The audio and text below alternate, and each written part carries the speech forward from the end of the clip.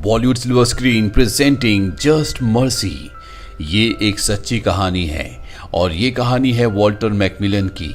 इस कहानी की शुरुआत होती है 1987 से, जहां पर हमें वॉल्टर मैकमिलन को दिखाया जाता है जो एक अफ्रीकन अमेरिकन है।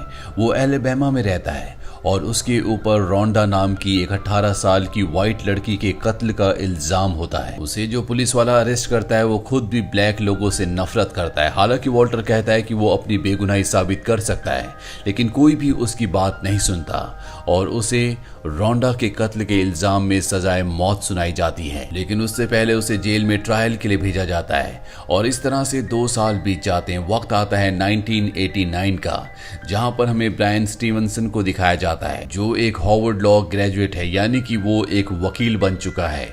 वकील बनने के बाद वो अलेबामा आता है। दरअसल वो ऐसे लोगों की मदद करना चाहता है जिनके पास केस लड़ने के लिए पैसे नहीं है। वैसे भी ये वो वक्त होता है जब काले और गोरों में बहुत मतभेद था। गोरे लोग काले लोगों का हर एक क्षेत्र में शोषण किया करते थे और ब्रायन खुद भी एक ब्लैक मैन है। ब्रायन की मुलाकात यहाँ पर ईवा एंसली से होती है जो खुद भी एक लॉयर है और उसका दिल भी ब्रायन की तरह साफ होता है। ये दोनों मिलकर अपनी एक ऑर्गेनाइजेशन बनाते हैं जिसका नाम रखा जाता है इक्वल जस्टिस इनिशिएटिव। यहाँ पर ये ऐसे लोगों का फ्री में केस लड़ेंगे जिन पर झूठे इल्जाम लगाकर उन्हें जेल में डाल दिया गया है।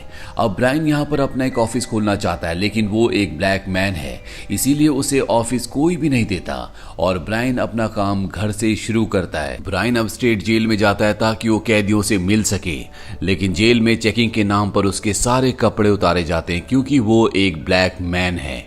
और अब वो जेल के डेथ रो विभाग के कैदियों से मिलता है। डेथ रो वो विभाग है जिसमें उन कैदियों को रखा जाता है जिन्हें जल्दी सजाए मौत होने वाली है। यहाँ उसे पता चलता है कि इस विभाग में जो अधिकतर कैदी हैं वो ब्लैक मैन ही हैं। दरअसल वो ऐसे कैदियों की तलाश कर रहा है जो उसे लगे कि वो बेगुनाह है और वो उनके लिए केस लड़ सके। और अब उसकी मुलाकात वॉल्टर से होती है। वो वॉल्टर से सवाल करता है। वॉल्टर उसे कहता है कि तुम बेकार की कोशिश कर रहे हो। यहाँ जो सरकार है कभी भी वो ब्लैक लोगों के हित में, उनके हक में कभी कोई फैसला नहीं सुनाती। तुम्हें यहाँ से चले जाना चाहिए।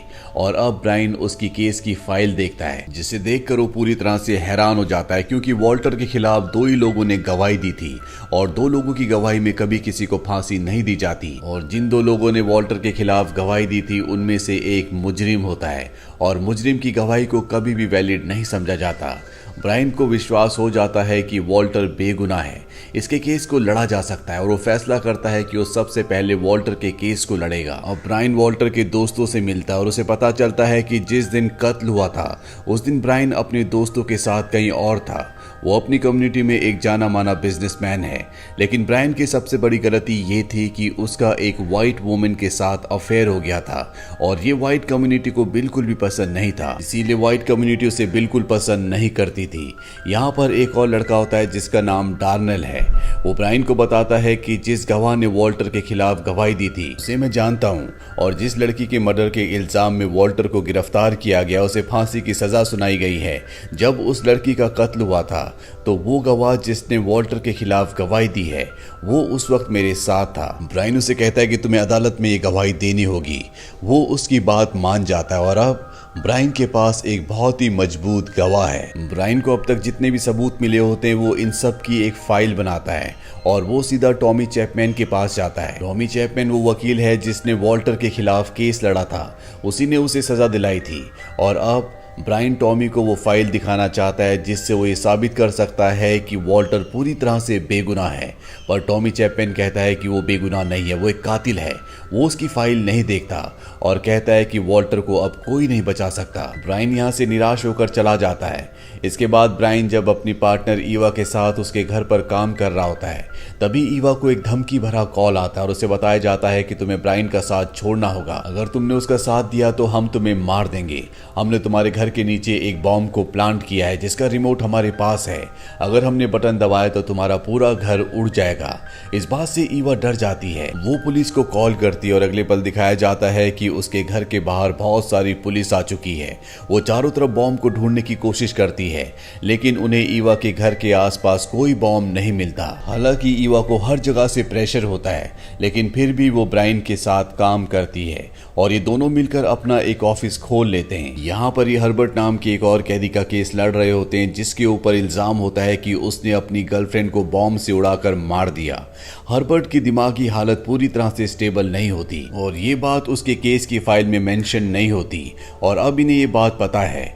इसीलिए ब्रायन कोर्ट में अपील करता है कि हर्बर्ट की जो सजाए मौत है उसे आगे बढ़ा दिया जाए ताकि उसे और वक्त मिल जाए और वो उसके केस की इन्वेस्टिगेशन कर सके। वहीं दूसरी तरफ पुलिस की गाड़ी को दिखाया जाता है जो डार्नेल के घर के बाहर जाती है।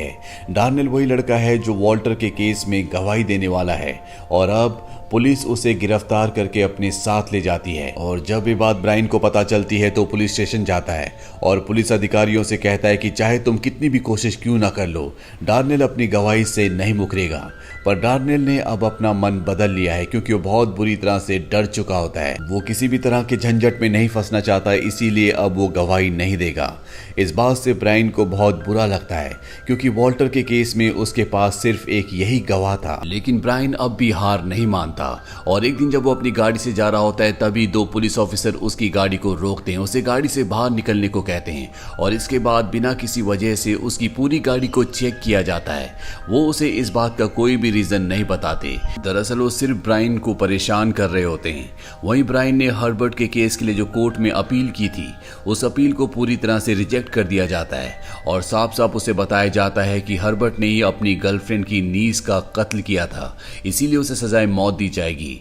इस बात से ब्रायन को बहुत दुख होता है। वो हर्बर्ट के पास जाता है और उससे कहता है कि तुम्हारी जिंदगी के आखिरी पल में मैं तुम्हारे साथ रहूंगा।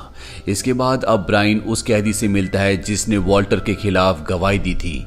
वो उससे कहता है कि तुम्हें सच बताना होगा, लेकिन ये कैदी साफ साफ मना कर देता है। ये वो दूसरा गवाह है जिसने वॉल्टर के खिलाफ गवाही दी थी।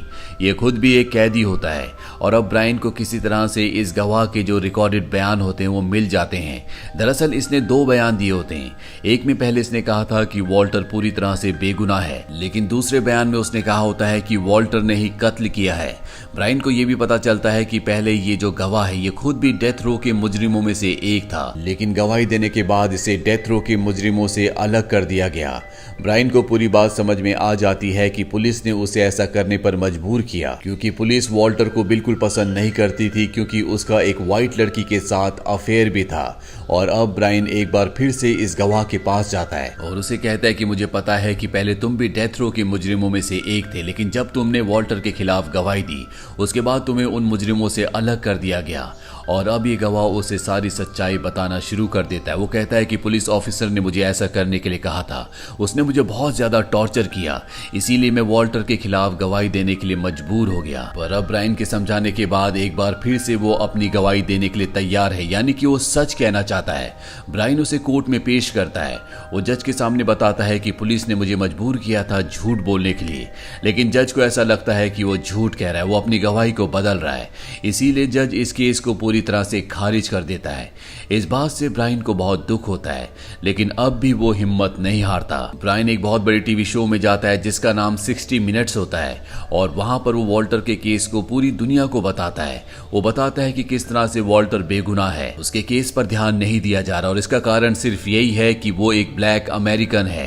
वो स्टेट गवर्नमेंट से अपील करता है कि उसके केस को सुप्रीम कोर्ट में रीओपन किया जाए। ब्रायन की इस पूरी स्टेटमेंट से एक बार फिर से वॉल्टर के केस को रीओपन करने का फैसला किया जाता है और इस बात से ब्रायन को और सभी ब्लैक लोगों को बहुत खुशी होती है। ब्रायन ने पुलिस के प्रशासन के खिलाफ जो भी स्टेटमेंट जो भी कुछ कहा होता है, इससे एलबामा का जितना भी प्रशासन होता है उसके खिलाफ यहाँ पर लोग आवाज उठाना शुरू कर देते हैं। लोग और मीडिया ये बात करना शुरू कर देते हैं कि पुलिस को, प्रशासन को, सुरक्षा बलों को रंग के आधार पर मतभेद नहीं करना चाहिए, सबको बराबरी का अधिकार देना चाहिए।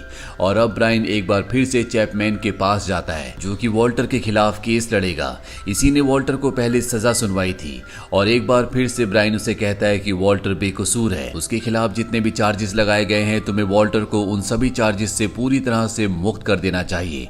लेकिन चैपमैन को उसकी बात पर बिल्कुल भी विश्वास नहीं होता, इसीलिए ब्रायन को वो उस जगह से जाने के लिए कहता है। अब वॉल्टर का केस मीडिया में बहुत ज्यादा फेमस हो चुका होता है जो चैपमैन भी देखता है और वो खुद भी इस केस की इन्वेस्टिगेशन करता है। और जब जब वो डीपली इस केस की इन्वेस्टिगेशन करता है तो उसे समझ में आ जाता है कि वॉल्टर के साथ कहीं ना इंसाफी हुई है, वो कहीं ना कहीं बेगुनाह है। वो ब्रायन के पास जाता और उसे कहता है कि वो उसका साथ देगा। और जब कोर्ट में वॉल्टर के केस की हेयरिंग होती है तो वहां पर चैपमैन भी होता है। चैपमैन उसके खिलाफ जितने भी उसने इल्जाम लगाए होते हैं वो सब के सब हटा देता है, जिससे वॉल्टर पूरी तरह से बेगुनाह साबित हो जाता है। वॉल्टर जिसे सजाए मौत होने वाली थी, उसे ब्रायन की वजह से आज आजादी मिल गई। वॉल्टर की आंखों में आंसू आ जाते हैं, उसे यकीन ही नहीं होता कि उसे अब जेल से रिहाई मिलने वाली है। वॉल्टर की रिहाई पर उसका परिवार बहुत खुश होता है और इसके बाद दिखाया जाता है कि वॉल्टर सभी कैदियों से मिलता हुआ जेल से जा रहा है। अब वो एक आजाद पंछी की जिंदगी जिएगा। वहीं ब्रायन और उसकी जो वाइट पार्टनर होती है, ये दोनों फैसला करते हैं कि ये जिंदगी भर इसी तरह के लोगों की मदद करेंगे जिन्हें बिना किसी कसूर के जेल में डाल दिया गया है, जिनका केस लड़ने के लिए कोई भी नहीं है। वहीं दूसरी तरफ वॉल्टर को और ब्रायन को दिखाया जाता है जो अपनी पूरी जिंदगी एक दूसरे के दोस्त बनकर रहते हैं। हालांकि ये तो साबित हो गया था कि वॉल्टर ने उस लड़की का कत्ल नहीं किया था, लेकिन वो केस कभी भी सॉल्व नहीं हो पाया। ये सिर्फ वॉल्टर की जिंदगी की कहानी नहीं है। ऐसे इस दुनिया में कई बेगुनाह होते हैं जिनकी कोई भी सजा नहीं होती, लेकिन फिर भी वो अपनी पूरी जिंदगी कारागार में, जेल में बिता देते हैं। तो ये थी ब्रायन और वॉल्टर की जिंदगी की सच्ची कहानी, जिस पर सन 2019 में फिल्म बनी थी जिसका नाम है जस्ट मर्सी। IMDb पर इस फिल्म की रेटिंग है 7.6। उम्मीद करते हैं कि ये कहानी आपको पसंद आई होगी।